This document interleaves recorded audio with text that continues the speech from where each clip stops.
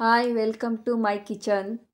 Hi friends, ನಾನು ಇವತ್ತು ಅವರೆಕಾಳು ಮತ್ತು ಮಿಕ್ಸ್ ತರಕಾರಿ ಬಳಸ್ಕೊಂಡು ಉಪ್ಪಿಟ್ಟು ಮಾಡ್ತಾಯಿದ್ದೀನಿ. ತುಂಬ ಸುಲಭವಾಗಿ ರುಚಿಯಾಗಿ ಹೇಗೆ ಮಾಡೋದು ಅಂತ ತೋರಿಸ್ಕೊಡ್ತೀನಿ. ಹೊರಗಡೆ ಕೆಲಸ ಮಾಡೋರು ಮತ್ತು ಸ್ಕೂಲು ಕಾಲೇಜ್ಗೆ ಟಿಫಿನ್ ಬಾಕ್ಸ್ ಮಾಡೋರಿಗೆ ಜಲ್ದಿ ತಿಂಡಿ ಆಗಬೇಕು. ಸೊ ಅಂಥವ್ರಿಗೆಲ್ಲ ಇದು ಯೂಸ್ಫುಲ್ ಆಗಿರೋವಂಥ ವಿಡಿಯೋ.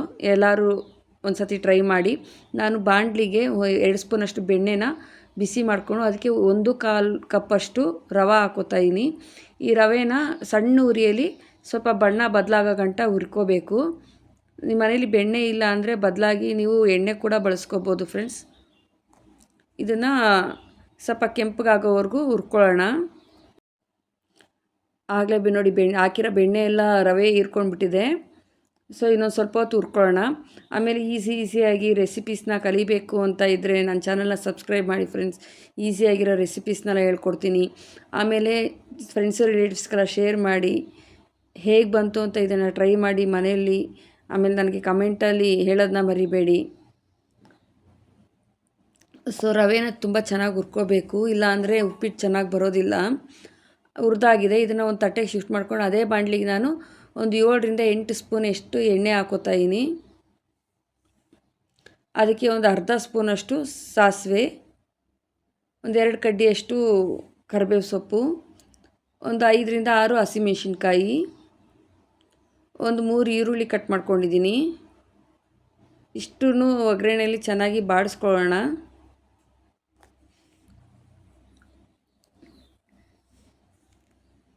ರುಚಿಗೆ ತಕ್ಕಷ್ಟು ಉಪ್ಪು.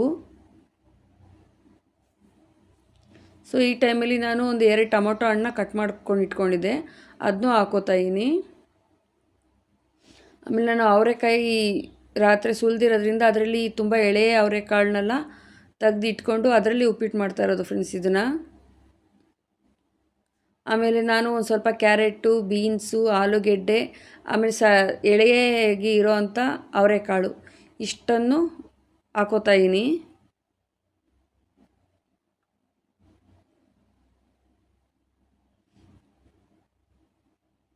ಎಣ್ಣೆಯಲ್ಲಿ ಒಂದು ಸ್ವಲ್ಪ ಹೊತ್ತು ಬಾಡಿಸ್ಕೊಳ್ಳೋಣ.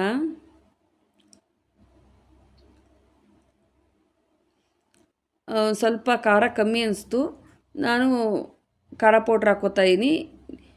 ಬೇಕು ಅಂದರೆ ಹಾಕ್ಕೊಳ್ಳಿ, ಆಪ್ಷನಲ್ಲು, ಬಟ್ ಚೆನ್ನಾಗಿರುತ್ತೆ ಹಾಕ್ಕೊಂಡ್ರೆ. ನಾನೊಂದು ಸ್ವಲ್ಪ ನೀರು ಹಾಕ್ಬಿಟ್ಟು ಮುಚ್ಚಿಕ್ತಾಯಿನಿ. ನೋಡಿ ತರಕಾರಿ ಎಲ್ಲ ಚೆನ್ನಾಗಿ ಬೆಂದಿದೆ.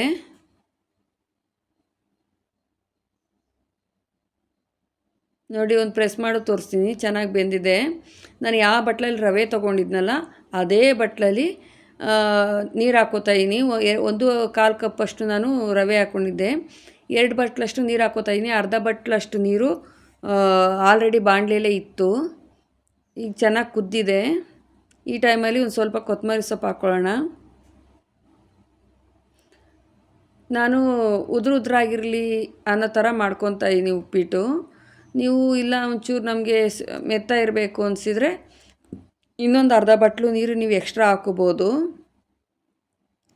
ಚೆನ್ನಾಗಿ ಕುದೀತಾ ಇರೋ ನೀರಿಗೆ ನಾವೇನು ಹುರಿದಿಟ್ಕೊಂಡಿದ್ವಲ್ಲ ರವೆ ಅದನ್ನು ಹಾಕ್ಕೊಂಡು ಚೆನ್ನಾಗಿ ತಿರುಗಿಸ್ಕೊಳ್ಳೋಣ. ನೋಡಿ ಈಗ ಮೇಲೆಲ್ಲ ಆರ್ತಾ ಇತ್ತು. ನಾನೀಗ ಕಮ್ಮಿ ಉರಿ ಮಾಡಿಬಿಟ್ಟು ಮುಚ್ಚಿಕ್ತಾಯಿನಿ. ಜಸ್ಟ್ ಒಂದು ನಿಮಿಷ ಮುಚ್ಚಿಟ್ರೆ ಸಾಕು. ಸೊ ಬಿಸಿಯಾಗಿರೋವಂಥ ಅವರೆಕಾಳು ಉಪ್ಪಿಟ್ಟು ರೆಡಿಯಾಗಿದೆ. ಬಿಸಿಯಲ್ಲೇ ಸರ್ವ್ ಮಾಡಬೇಕು. ತುಂಬ ಚೆನ್ನಾಗಿರುತ್ತೆ ಫ್ರೆಂಡ್ಸ್ ಇದು. ಒಂದು ಸತಿ ಟ್ರೈ ಮಾಡಿ.